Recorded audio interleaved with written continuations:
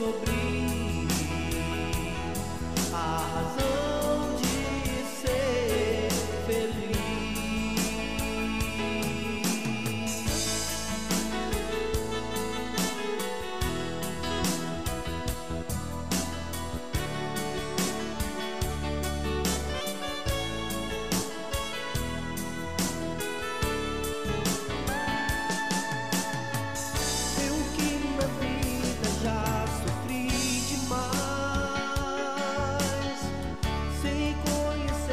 Verdadeiro amor,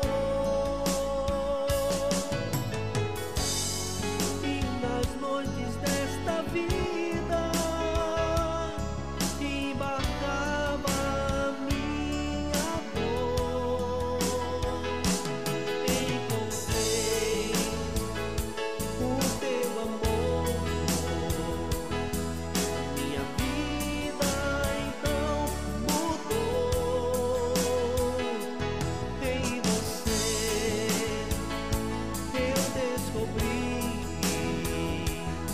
A razão de ser feliz, a razão de ser feliz.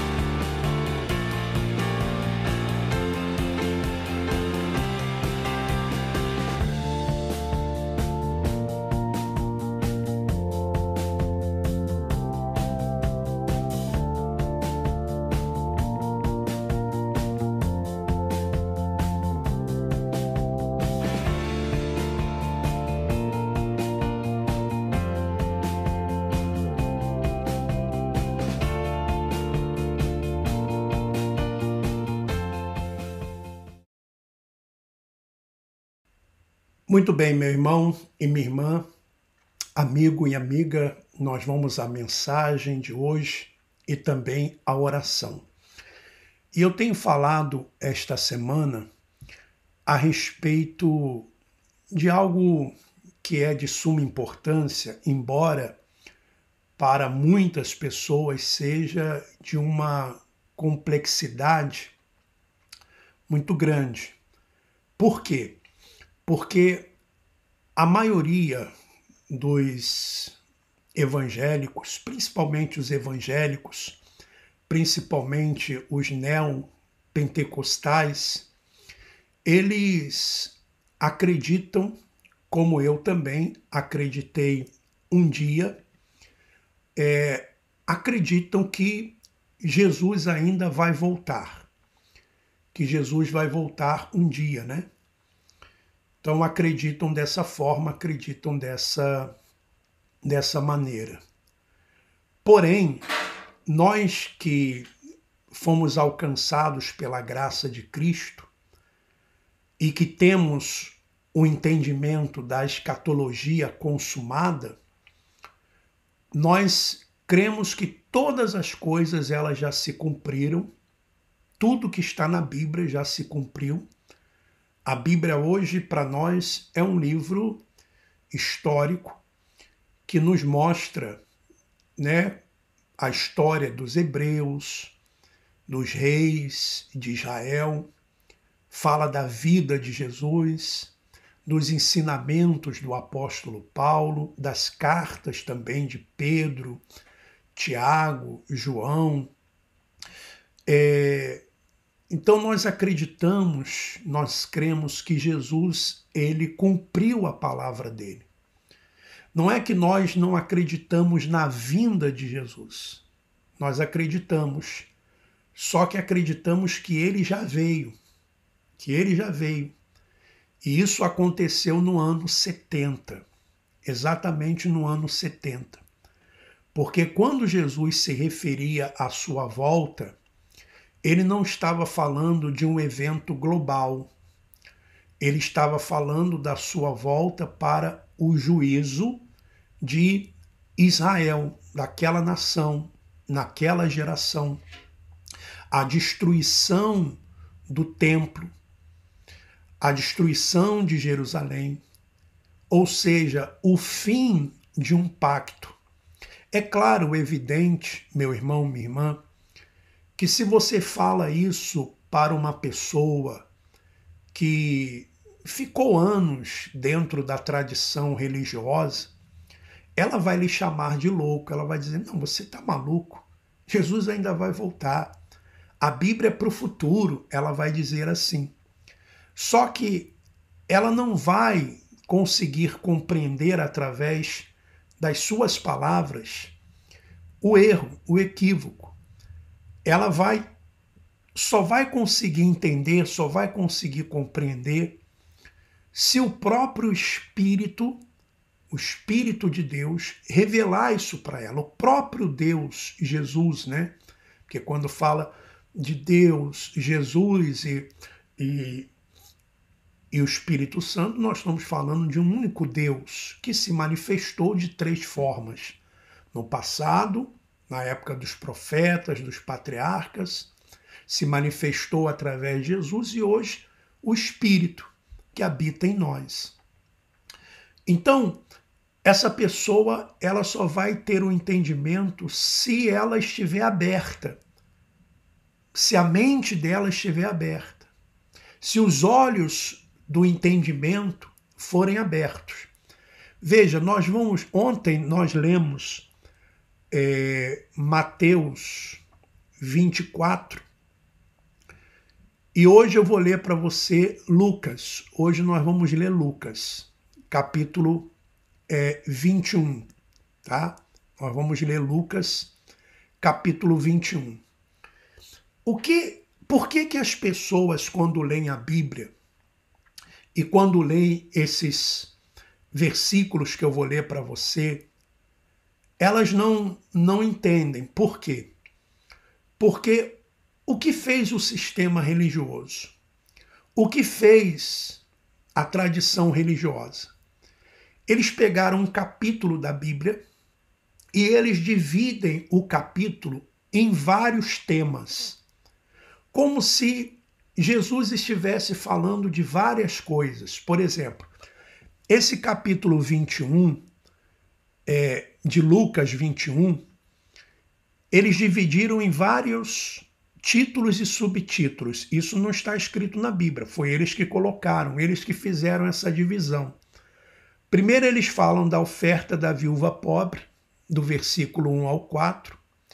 Depois eles falam da destruição do templo, do 5 ao 6. Depois eles falam o princípio das dores, do 7 até o 19.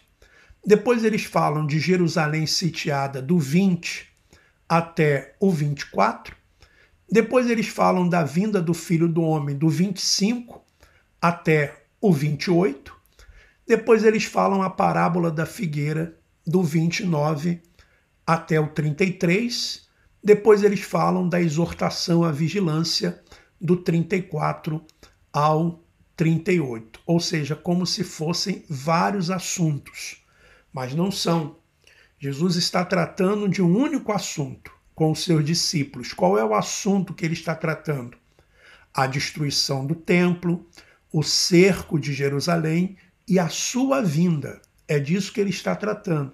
Ele está tratando de um único assunto, que a sua vinda se daria justamente quando acontecesse a destruição do templo e a destruição de Jerusalém. Vamos olhar. Vamos ler agora de uma forma direta. Jesus olhou e viu os ricos colocando suas contribuições nas caixas de ofertas. E viu também uma viúva pobre colocando 2 pequeninas moedas de cobre. E disse: afirmo-lhes que esta viúva pobre colocou mais do que todos os outros. Todos esses deram do que lhes sobrava, mas ela da sua pobreza deu tudo o que possuía para viver. Aqui Jesus não está... Aliás, ele está fazendo uma crítica, né? Porque a viúva ela não tinha que dar, ela tinha que receber. porque os dízimos eram para isso, para ajudar viúvas, órfãos e também os estrangeiros. Aí ele vai continuar, tá? Alguns dos seus discípulos estavam comentando como o templo era adornado com lindas pedras e dádivas dedicadas a Deus. Mas Jesus disse: disso que vocês estão vendo, dias virão em que não ficará pedra sobre pedra, serão todas derrubadas. Veja, Jesus não está falando aqui daqueles templos de hoje. Ele estava falando daquele templo lá. Ele não estava falando das construções de hoje. Ele estava falando daquela construção, daquele templo. Mestre, perguntaram eles, quando acontecerão essas coisas? E qual o sinal de que elas estão prestes a acontecer? Ele respondeu: cuidado para não serem enganados, pois muitos virão em meu nome dizendo, sou eu, e o tempo está próximo. Não os sigam. Quando ouvirem falar de guerras e rebeliões, não tenham medo. É necessário que primeiro aconteçam essas coisas, mas o fim não virá imediatamente. Então lhe disse: nação se levantará contra nação e reino contra reino. Haverá terremotos, fomes e pestes em vários lugares, e acontecimentos terríveis e grandes sinais provenientes do céu. Mas antes de tudo isso, prenderão e perseguirão vocês. Olha só. Perseguirão e prenderão quem? Vocês. Vocês quem? Eu? Não. Jesus estava conversando com quem? Com os discípulos. Prenderão vocês. Então os entregarão às sinagogas. O que eram as sinagogas? Onde os judeus se reuniam. E prisões. E vocês serão levados à presença dos reis e governadores, tudo por causa do meu nome. Por exemplo, Paulo mesmo, ele foi até César. Será para vocês uma oportunidade de dar testemunho, mas convençam-se de uma vez de que não devem preocupar-se com o que dirão para se defender, pois eu lhes darei palavras e sabedoria a que nenhum dos seus adversários será capaz de resistir ou contradizer. Vocês serão traídos até por pais, irmãos, parentes e amigos, e eles entregarão alguns de vocês à morte, ok? Com quem Jesus estava falando? Com os discípulos. Não tem nada a ver comigo, tem nada a ver com você. Era para os discípulos. Todos odiarão vocês por causa do meu nome. Contudo, nenhum fio de cabelo da cabeça de vocês se perderá. E perseverando que vocês obterão a vida. Vida não é aqui a vida eterna. Porque a vida eterna não é por perseverança, é pela graça. Olha o que ele vai dizer. Quando virem Jerusalém rodeada de exércitos, isso aconteceu quando? No ano 66, por ali mais ou menos, aconteceu que Jerusalém foi rodeada. Vocês saberão que a sua devastação está próxima. Então os que estiverem na Judéia fujam para os montes. Veja que a mesma coisa que Mateus ele falou, aqui Lucas está falando. Olha, os que Jesus disse, os que estiverem na Judéia, não é quem estiver em São Paulo, não é quem estiver em Lisboa, não é quem estiver em Buenos Aires, não é quem estiver em Minas Gerais, não é quem estiver em qualquer outra cidade, Paris, Amsterdã, não. Era um evento ali, local. Veja, então os que estiverem na Judéia fujam para os montes, e os que estiverem na cidade saiam. Quem estiver na cidade, que cidade? Jerusalém. E os que estiverem no campo não entrem na cidade. Sai dela, povo meu, sai dessa cidade. É o que lá em Apocalipse fala. Pois esses são os dias da vingança em cumprimento de tudo o que foi escrito. Em cumprimento de tudo o que foi escrito. Meu irmão, minha irmã, quando Jerusalém veio abaixo, quando o templo veio abaixo, tudo se cumpriu. Tudo. Tudo. Não ficou nada por cumprir. Por isso que as pessoas hoje, elas ficam esperando. Aí, quando acontece alguma coisa no mundo assim, diferente, as pessoas já logo dizem, os religiosos logo dizem, Jesus está voltando. Ou seja, vem uma pandemia, Jesus está voltando. Vem uma guerra, Jesus está voltando. Morre o Papa, vem outro Papa, Jesus está voltando. Vem um ditador e começa a fazer coisas ruins, aí diz, Jesus está voltando, esse é o anticristo. Meu irmão, minha irmã, não caia mais nessa. Não caia mais nessa. Tá? Veja, e Jesus ainda vai dizer aqui, veja, pois, e é bom você marcar esse versículo aí, que esse versículo, que é o versículo ponto, que é o versículo a chave aí, Lucas 21, versículo 22. É o versículo chave aí que a Marcela está colocando aí para gente, para as pessoas elas continuarem aí acompanhando. Esse versículo 22, tá? Porque esses dias são de vingança para se cumprir tudo o que está escrito, tá? Como serão terríveis aqueles dias para as grávidas e para os que estiverem amamentando. Haverá grande aflição na terra. Que terra? Terra de Israel, terra de Jerusalém. E ira contra este povo. Que povo? O povo de Israel. Cairão pela espada e serão levados como prisioneiros para todas as nações. Isso não aconteceu. Eles foram espalhados por todas as nações e só voltaram agora que a ONU deu para eles aí numa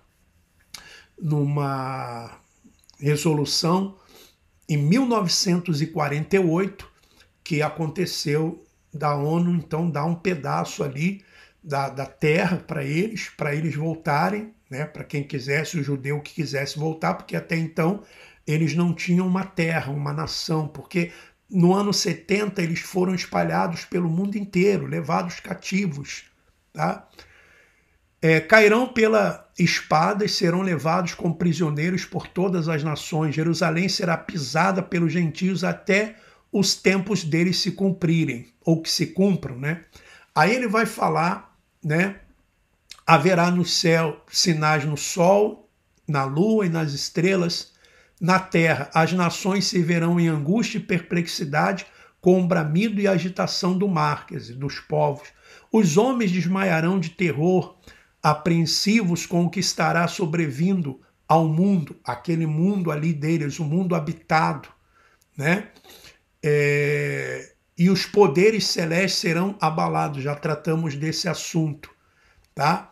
E ele disse assim, então se verá o Filho do Homem vindo numa nuvem com poder e glória. Vir sobre as nuvens, não é que Jesus vai vir numa nuvem, era o juízo. Vir sobre as nuvens se tratava disso, tá bom? E vamos continuar aqui, eu vou ler, olha só. Quando começarem a acontecer essas coisas, levantem-se e ergam a cabeça, porque estará próxima a redenção de vocês. Ele lhes contou esta parábola, observem a figueira e todas as árvores. Quando elas brotam, vocês mesmos percebem e sabem que o verão está próximo. Assim também, quando virem essas coisas, quem vê? Os discípulos eles iam ver. Os discípulos iam ver. Ele vai dizer, coisas acontecendo, saibam que o reino de Deus está próximo. Eu lhes asseguro, versículo 32. Eu lhes asseguro, em verdade lhes digo que não passará esta geração sem que tudo isto aconteça. Mais uma vez, você pode ler, né, agora o versículo 32. Em verdade vos digo que não passará esta geração. Ou seja, se tratava daquela geração. Não era da minha geração, mas daquela geração. Só não se Jesus não voltou naquela geração, Então ele mentiu, meu irmão, minha irmã. Devemos perguntar isso àquelas pessoas que ainda acreditam. Eu sempre, quando lia esse versículo, eu ficava sempre com uma pulga atrás da orelha. Mas não passará esta geração, não passará esta geração. Por quê? Porque eu lia uma coisa, mas ouvia outra. Me era ensinado uma outra coisa. Eu ouvia ali que não era, que era para o futuro. Jesus vai voltar no futuro. Mas quando eu lia lá na Bíblia, o que Jesus mesmo disse, ele disse, não passará esta geração. Que geração? A geração dele, que foi até o ano 70, quando Jerusalém foi sitiada pelos romanos, quando houve guerras ali, rebeliões, aconteceram terremotos. Aí você pode dizer assim, mas hoje acontece também terremotos? Sim, sempre vai acontecer. Mas hoje também acontece guerras? Sim, sempre vai acontecer. Mas Jesus estava se referindo ali, o que ia acontecer ali, naquele mundo, que era um mundo habitado. Eles não tinham o entendimento que nós temos hoje, meu irmão, minha irmã. Hoje eu sei que existe Brasil. Hoje eu sei que existe, por exemplo, a Ásia. Hoje eu sei que existe Argentina. Eles não tinham esse entendimento. Para eles o mundo era aquilo que eles viviam. Isso era o mundo deles nesse sentido. Havia o mundo, o globo, mas para eles era aquilo ali, o mundo deles. Então marque esses dois versículos que eu falei, que é o versículo 22 e o 32. Um fala que se cumpriu tudo, que era para se cumprir tudo, e era vingança contra aquele povo. E o outro fala, mais uma vez, que era para aquela geração. Tá bom, meu irmão e minha irmã? O que nós vamos fazer agora? Vamos fazer a nossa oração de agradecimento, que sempre fazemos aqui. Todos os dias nós realizamos a nossa oração de agradecimento, a nossa oração de louvor, tá bom? Então vamos à oração.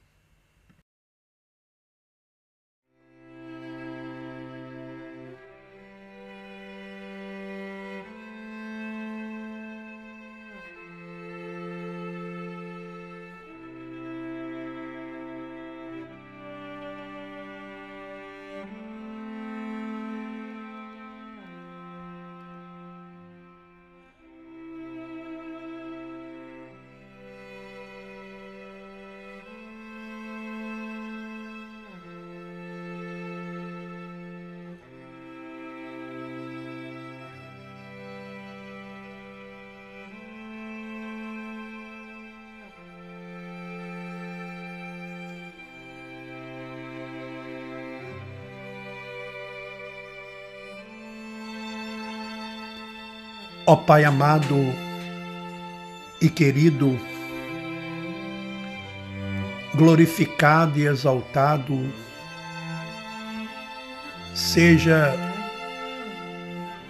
o teu santo e sagrado nome. Graças te dou, ó Pai, por mais essa oportunidade de estar aqui com os meus amigos, com as minhas amigas, irmãos e irmãs, através desta programação. Obrigado pelo entendimento que o Senhor tem nos dado da tua palavra e nos mostrado um evangelho de coerência, um evangelho aonde nós não somos enganados, iludidos, aonde não vivemos com medo. Não, Senhor. Nós vivemos em paz. A paz do Espírito. Por isso nós te louvamos e glorificamos ao Senhor. Eu sei que existem coisas que nós falamos que para alguns ainda é de difícil entendimento. Mas o Senhor aos poucos vai trabalhando, o Senhor aos poucos vai usando e vai dando entendimento, como aconteceu comigo e tem acontecido com milhares de pessoas por esse mundo afora. Porque este evangelho está sendo pregado através da internet. Obrigado, Senhor. Obrigado pelo ar que eu respiro. Obrigado, Senhor, pelo sol, a lua, as estrelas, os animais, a natureza, os mares, os rios, as fontes. Obrigado, Senhor, pela vida daqueles que dão sabor a este mundo. A vida daqueles que iluminam este mundo. Pessoas que alimentam dentro do coração o bem, o perdão,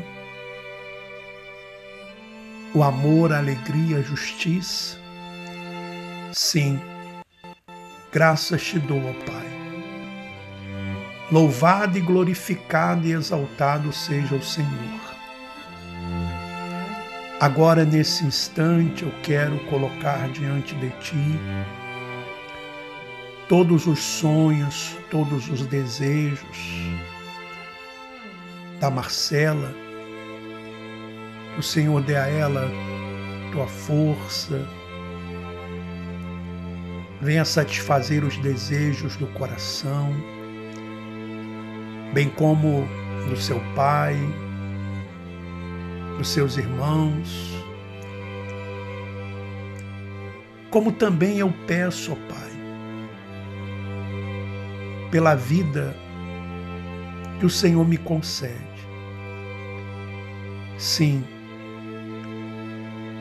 e por todos os irmãos e irmãs que aqui estão,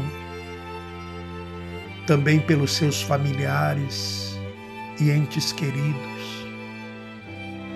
Estamos sempre colocando os nossos irmãos, irmãs, pais, aqueles que ainda têm, tios, filhos. Estamos sempre colocando diante de Ti, ó Pai, pedindo a Tua proteção, a Tua ajuda, como também peço ao Senhor por todos que estão em hospitais, presídios, os que se encontram doentes, que recebam saúde, os que se encontram sem paz, que recebam paz, alegria e força. Olha aqueles que estão em clínicas de recuperação. Olha aqueles, Senhor, os idosos, os velhinhos, as crianças, todos. Aonde quer que esteja alguém sofrendo, alguém que talvez esteja morando na rua com frio, que o Senhor use alguém como naquela parábola do bom samaritano.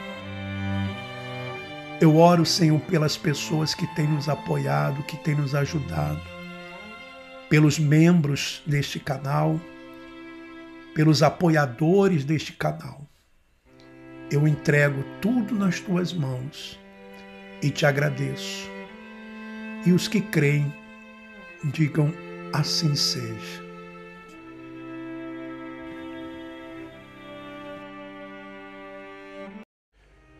O Evangelho da graça de Cristo nos ensina a amar ao próximo e ajudar ao outro sem desejar nada em troca. É um ato de compaixão, generosidade, empatia e humildade. Sendo assim, amar ao próximo é se importar com a vida do outro.